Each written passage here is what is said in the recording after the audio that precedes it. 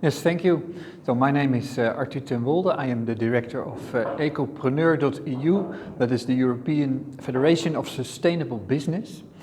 We have 6 members, and those are green business networks in member states that altogether have about 3,000 companies behind them. And most of these are small and medium-sized enterprises. So we are known as the political voice of green SMEs in Brussels.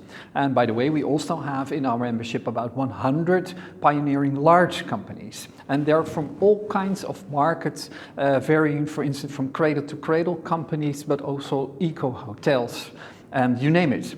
And the goal of Ecopreneur is to do advocacy at the EU level to create a sustainable economy in Europe. And we've been focusing on circular economy, and at this moment we have 4 priorities that we ask from the European Union and member states.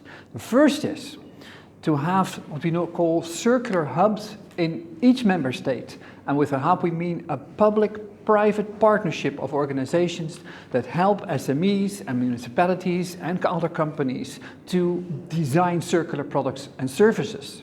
That is the first thing. If you create such a hub, then you create enthusiasm in each member state that makes it clear to all stakeholders that the circular economy is really good for your economy, that it creates jobs and that it creates a contribution to the GDP.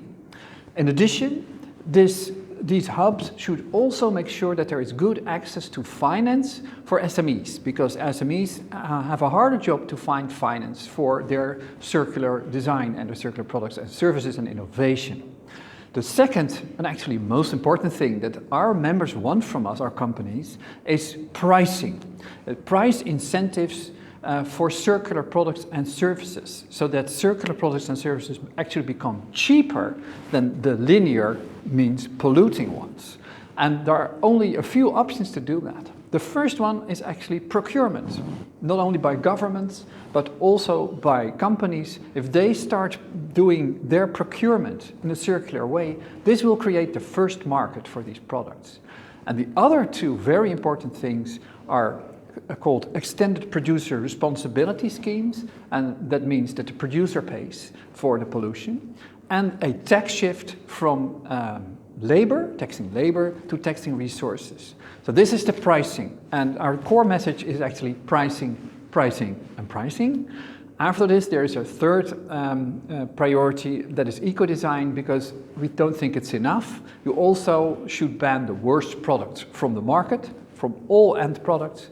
And finally, we ask the EU and the member states to step up market surveillance, because our companies are doing their utmost best to deliver circular products and services.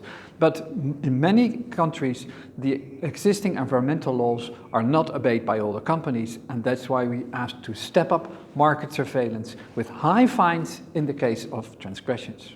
And if you don't do the fourth thing, we don't think that you will create a circular economy.